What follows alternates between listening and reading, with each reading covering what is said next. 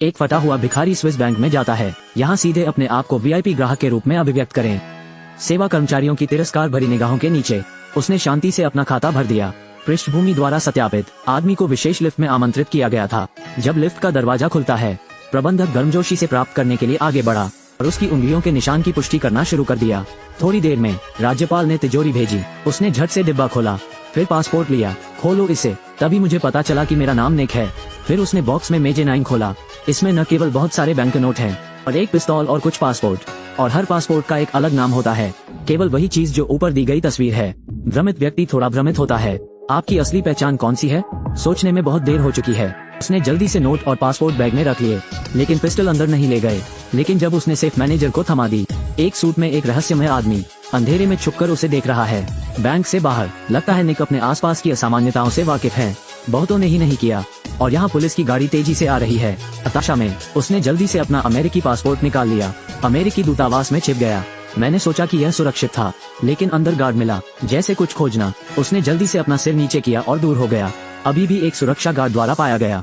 हताशा में वो केवल अपने हाथ उठा सकता था। उस क्षण की प्रतीक्षा करें जब दूसरी पार्टी आपको स्पर्श करे।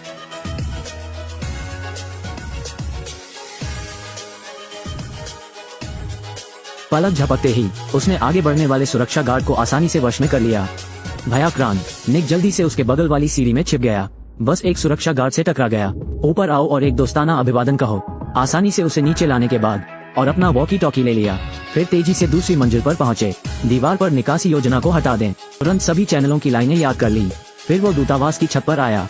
देखा कि कोई रास्ता नहीं बचा है। वो केवल ऊंचे स्थान पर चढ़ने के लिए रेलिंग पर कदम रख सकता है। रेलिंग की जर्जरता के कारण हो सकता है सीधे उसके पैर से टूट गया था। बैग गलती से गिर गया।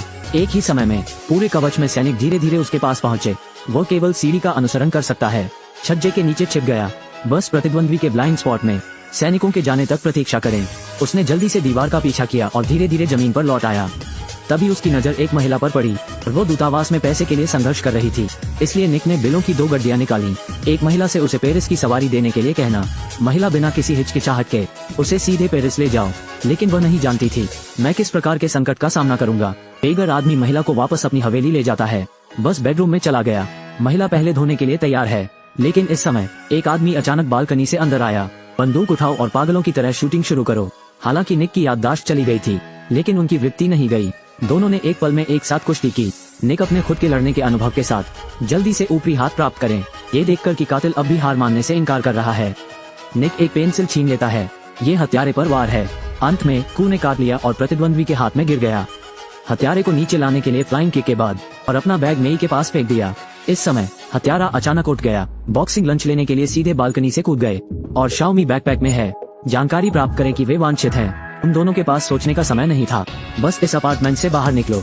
शाओमी की व्यक्तिगत सुरक्षा के लिए निक ने अपना पासपोर्ट निकाला। शियाओमी को मामले की रिपोर्ट दर्ज कराने के लिए पुलिस स्टेशन ले जाने दें, लेकिन शाओमी बिल्कुल भी नहीं घबराया। फिर भी रहने का फैसला किया। इस समय पुलिस की एक गाड़ी कुछ दूर दिखाई दी।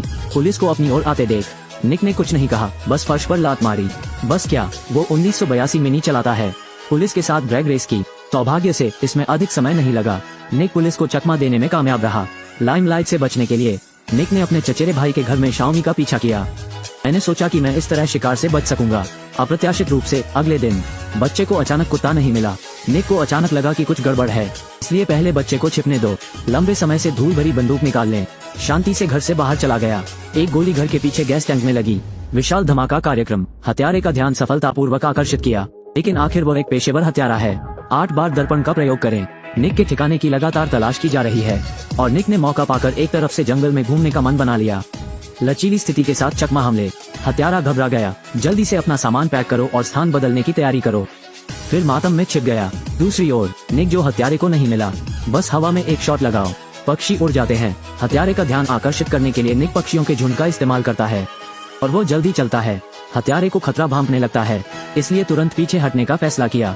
जैसे ही मैं उठा, मुझे निक ने खोज लिया। सीधे उसके बाएं हाथ में गोली मार दी। हत्यारे को बंदूक लेने के लिए तैयार देखकर निक ने एक और शॉट लगाया। फिर वो आगे बढ़ा और पूछा कि दूसरी पार्टी को किसने निर्देश दिया था, और हत्यारे ने शांति से सिर्फ 2 शब्द कहे, बाधा। फिर जहर पीकर वायव्य कोण से द्वेष करें। हत्यारे को मारने के बाद निक ने जल्दी से शाओमी को ढूंढ लिया। उसे सारे पैसे दे दिए। उसे अपने चचेरे भाई के साथ छिपने दो। सच्चाई का पता लगाना जारी रखें। निक के बारे में चिंता न करने के लिए उसके पास अपने चचेरे भाई के साथ जाने के अलावा कोई चारा नहीं था। यह एजेंट कोई साधारण एजेंट नहीं है, ये CIA भारी भुगतान कर रहा है प्रशिक्षण में एस एजेंट, लेकिन अब उसे याद नहीं आ रहा है कि वो कौन है। पता लगाने के लिए वो अकेले CIA के अड्डे पर आया था। हर समय एक दूसरे की हरकतों पर नजर रखें, फिर दूसरे पक्ष की कार पर लोकेटर लगाएं। निर्देशक दशान मामले को प्रकाश में लाते हुए देखता है। बेस पर जल्दी से वापस जाएं और सभी सूचनाओं को नष्ट कर दें। एक ही समय में निक ने भी लोकेशन के हिसाब से चुपचाप पीछा किया। रात तक प्रतीक्षा करें। निक पास के सभी वाहनों के सायरन बजाता है। इसने एजेंटों का ध्यान भी सफलतापूर्वक आकर्षित किया, जबकि निक उन्हें बाईपास कर देता है। दीवार के साथ दूसरी मंजिल पर चढ़ो। दशान, जिसने असामान्यता पर ध्यान दिया, बस निकलने ही वाला था। घर में बिजली के सर्किट तुरंत लकवाग्रस्त हो जाते हैं। जबकि वो तमंचा लेकर इधर उधर देख रहा था, निक ने सीधे उस पर बंदूक तान दी। गुस्से में निक ने उन्हें पहाड़ के ऊपर खींच लिया। सवाल उसने ऐसा क्यों किया, लेकिन दशान बिल्कुल भी नहीं घबराया। सीधे निक की पकड़ से बाहर। दोनों बहस कर रहे हैं। लगता है निक ने कुछ सोचा है। ये बहुत पहले नहीं निकला। वो एक हत्या मिशन पर है। बस जब आप अपने लक्ष्य को शूट करने वाले हों, एक बच्चे की नजर अचानक उस पर पड़ी और उसने ऑपरेशन छोड़ने का फैसला किया। जैसे वह जा रहा था, प्रतिद्वंद्वी द्वारा गोली मार दी गई थी। गलती से समुद्र में गिर गया। सौभाग्य से यह मछुआरों द्वारा समय पर खोजा गया था। मैं भाग्यशाली था कि मेरी जान बच गई। हालांकि स्मृति को बहाल कर दिया गया है, लेकिन वो अब CIA के लिए काम नहीं करना चाहता। मैं बस एक सामान्य जीवन जीना चाहता हूँ। लेकिन दशान ने उसे बताया, अब बिना किसी विकल्प के सिर्फ एक प्यादा है। ये सुनते ही निक तुरंत उठ गए। पहाड़ का सामना करना एक हिंसक पिटाई है, और कहते हैं कि पुराना निक अब मौजूद नहीं है। भविष्य में मेरी जिंदगी खराब करने मत आना। फिर उसने अचानक देखा, दशान का पेज चमकता रहता है। उसे अचानक लगा कि कुछ गड़बड़ है, इसलिए वो धीरे धीरे दरवाजे की ओर चला।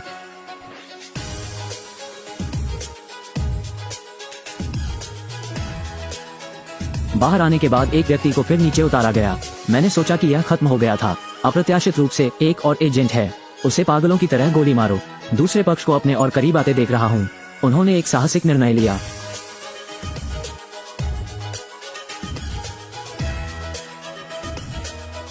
सौभाग्य से नायक के प्रभामंडल का संरक्षण है। शरीर में कोई दोष नहीं है। जब निक चला गया, दशान धीरे धीरे होश में आया। उसने तमंचा लेकर खदेड़ दिया, लेकिन इस समय अचानक उसके सामने एक एजेंट आ गया। पता चला कि अभी दशान के तत्काल बॉस को चिंता है कि चीजें सामने आ जाएंगी, इसलिए उसने उन सभी को मारने का फैसला किया जो जानते थे। और समाप्त। इस ऑपरेशन को ठोकर कहा जाता है। दूसरी ओर मुसीबत को हल करने वाले निक ने मेई को ढूंढ लिया। बस क्या, दोनों बेफिक्र जिंदगी जीते थे। वीडियो भी यहीं खत्म होता है।